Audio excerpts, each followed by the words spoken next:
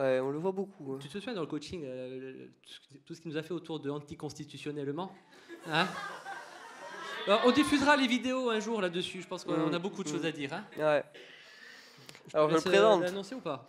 Alors, vous avez notre guitariste incroyable, notre chanteur, notre jukebox, notre tout ce que vous voulez, Antoine Parodin.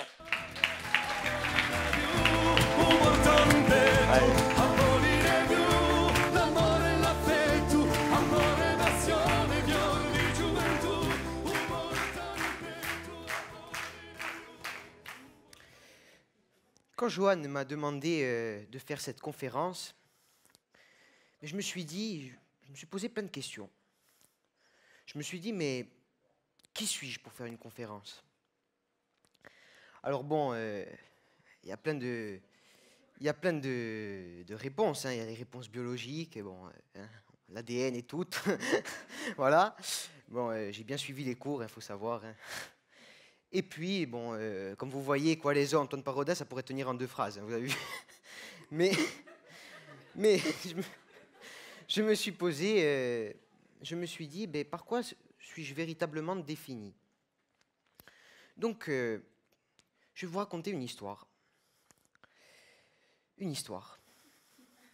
Mon histoire. Vous voyez la ressemblance, hein? Alors, depuis que je suis tout petit, j'adore la musique. J'adore chanter. Je gratouillais même un peu dans mes jeunes années, hein, ma jeunesse militante, vous voyez. Et donc, en voyant que je me passionnais par la musique, pour la musique, mes parents, ils ont décidé de m'inscrire au conservatoire pour apprendre la guitare. Alors, j'ai commencé, hein, un morceau. Il faut mettre les doigts, il faut bien se positionner. Ça a été un travail de longue haleine. Bref, à la fin, je maîtrise à peu près l'instrument. Et un jour, j'étais dans la maison du village un week-end. Puis bon, je m'ennuyais un peu. Hein, et je me suis dit, pourquoi pas faire une chasse au trésor? Bon, alors bon, vous vous demandez le rapport, il n'y en a aucun, hein, c'est pas grave. Donc, bon, je commence à fouiller dans toute la maison. Et je tombe sur des torchons, sur des fourchettes, sur des couverts, bref. Et puis, je vois au fond d'un tiroir une vieille feuille de papier jauni. Alors bon, je me dis, on dirait un papyrus. Peut-être que j'ai des ancêtres égyptiens. Bon, je me suis dit que les Vikings, ce serait peut-être plus possible. Hein. Parodin, vous avez compris. Et donc, voilà.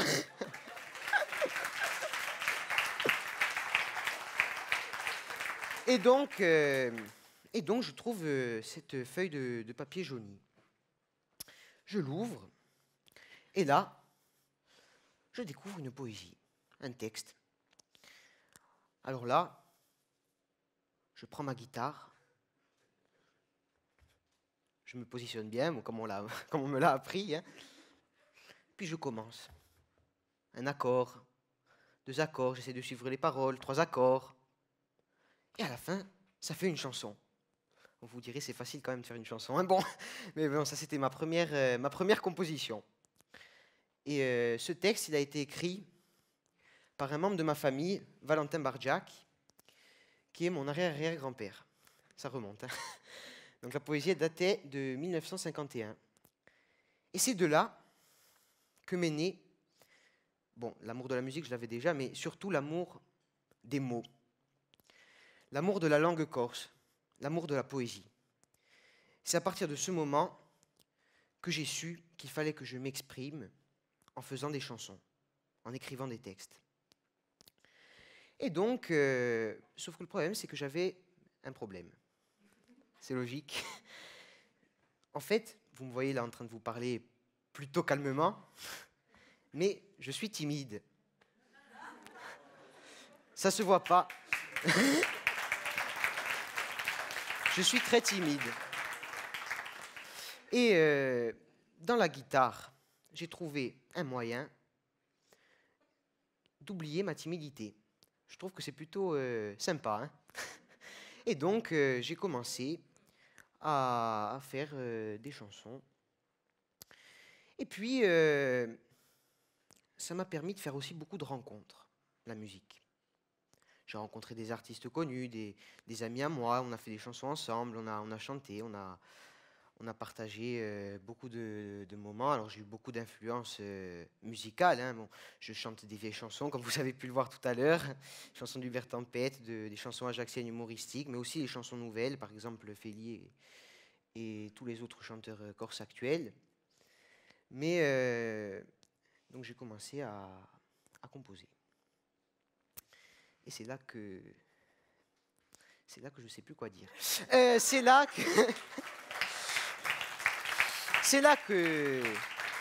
qu'au village, je rencontre un groupe d'amis qui s'appelle Iganterine, les petits chanteurs. Et eh bien, ils m'écoutent jouer de la guitare, ils m'écoutent chanter, ils me disent, eh ben, Antoine, viens avec nous. Alors bien sûr, j'étais passionné de tout ça, donc je rejoins le groupe. Et puis, à force de relations, on déniche une première partie. Une première partie au Palatine. Une première partie de Félier et de Cantopoulogos. Alors, il fallait répéter. Il fallait trouver un programme. C'est compliqué. Hein. Et donc, je voulais absolument qu'on chante une création. Sauf que c'est difficile hein, de savoir de quoi on va parler. Et puis, en passant encore dans la maison du village, c'est un peu le fil conducteur de ma création, hein, la maison du village, eh bien, j'étais avec mon ami Laurent Matteaccioli qui compose des musiques.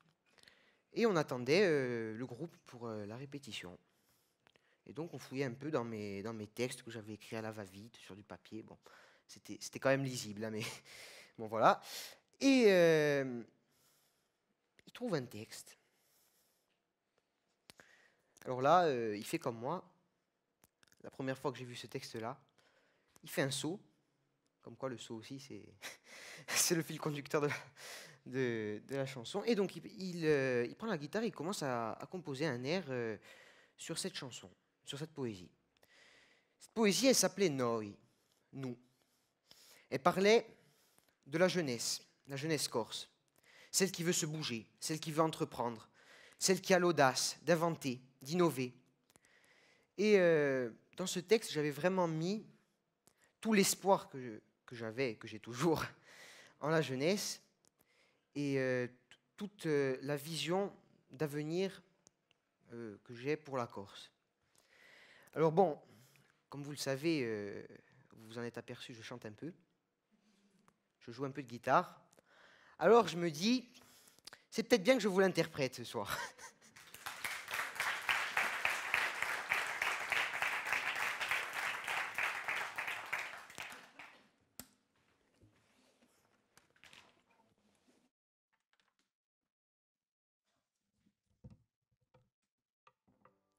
Alors si vous voulez, vous pouvez applaudir. Hein. Non, pendant la chanson, pas maintenant.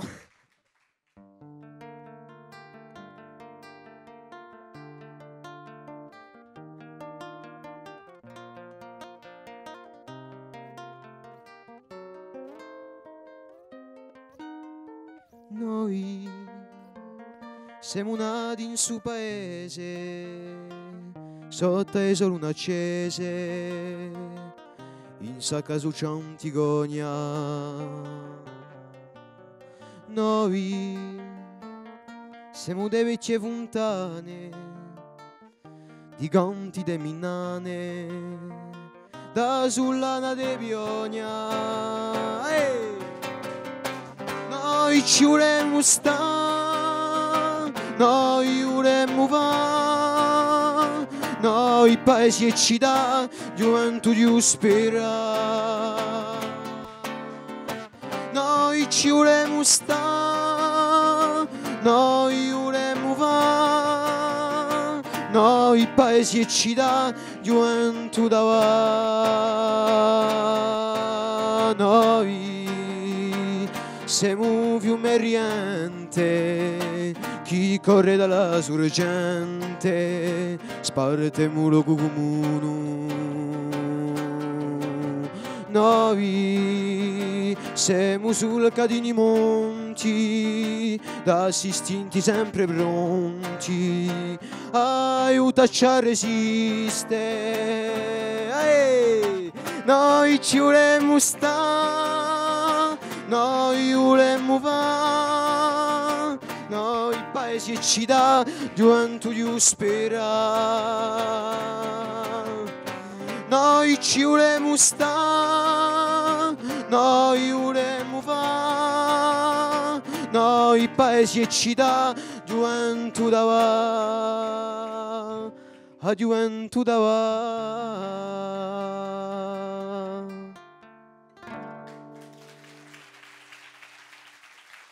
Merci.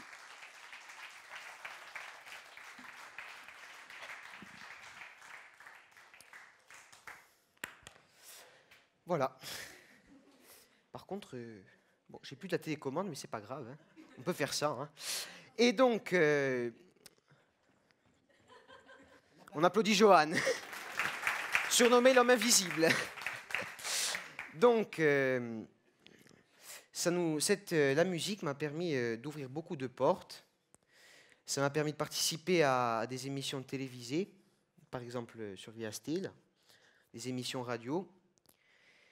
Et donc avec le groupe I Canterini, nous avons participé là récemment à la Madunnuccia, où nous avons chanté la chanson de Felia Bolinebiu. Et il faut dire que je joue aussi dans la musique municipale. Alors vous savez, la musique municipale, c'est ceux qui sont habillés en costume bleu, casquette, gants, et qui, dans la rue, avec leurs instruments, là, ils marchent au pas, avec tambour et tout, là, les grognards, et voilà. C'est ça. Bon, vous voulez la photo, je sais, mais vous en avez eu assez avec les archives. Donc, je suis dans la musique municipale et je joue du saxo. Alors là aussi, il y a une petite anecdote. Je vais vous la raconter, hein, parce que bon, vous êtes quand même sympathique. C'est un compliment. Hein. Et donc, je connaissais bien le chef de la musique municipale, François Paoli, parce que j'avais chanté plusieurs fois avec son père et lui, Xavier Paoli, son père. Et il m'avait dit, Antoine, ce serait bien que tu te diversifies un peu, que tu tentes un autre instrument. Par exemple, nous, on propose la musique municipale, on a la trompette, le saxo. Il dit, ah ben tiens, ce serait bien que tu joues du saxo. Au départ, on ne sait pas trop. Hein. Alors, j'arrive à la musique municipale, il me donne l'instrument. C'est assez lourd, un saxo. Bon.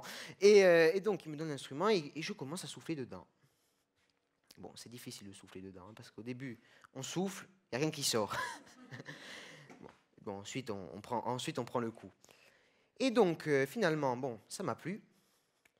Et on a décidé, avec ma mère, d'acheter un saxo. Alors, pourquoi je dis avec ma mère? Parce que mon père, il n'était pas d'accord. Et il n'était pas tellement au courant. Il disait, oui, il faut rester à la guitare, il faut se perfectionner dans la guitare. Bon. C'est vrai aussi, hein, les deux. Mais bon, j'avais décidé de me diversifier un peu. Donc, pendant quelques mois, on a dû cacher ça. Et bon, à la fin, ils se seraient aperçus que je jouais, puisque en costume bleu en plein milieu de la ville, ça passe pas inaperçu, il faut dire.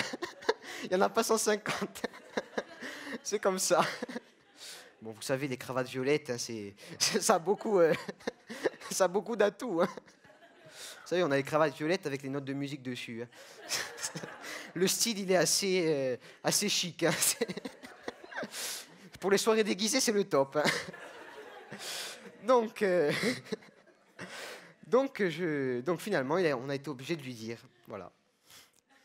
Bon, alors, dans tout ce cheminement, qui n'est pas encore fini, hein, j'ai eu la chance d'avoir une famille toujours là pour m'épauler, pour me soutenir, pour me pousser.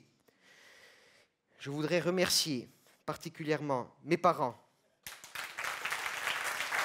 mes grands-parents qui sont là,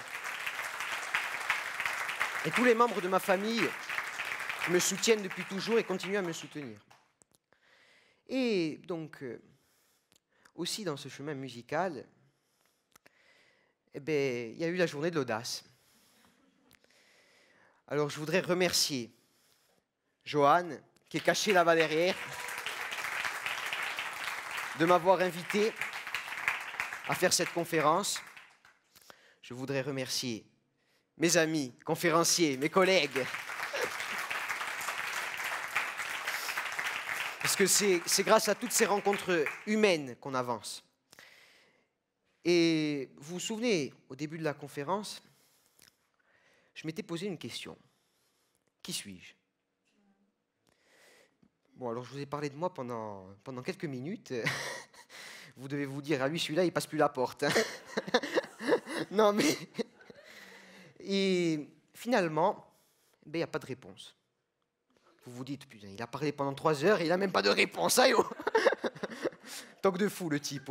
Bon, et donc finalement, il n'y a pas de réponse. Parce que, autant moi que vous, nous nous réinventons chaque jour.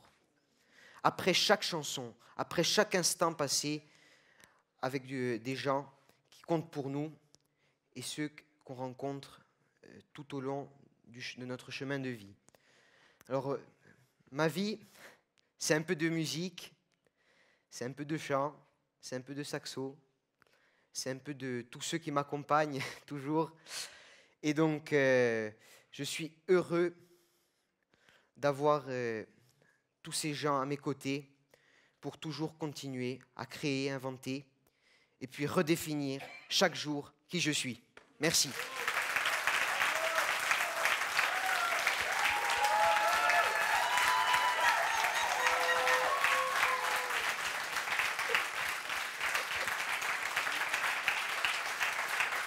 Arrête avec le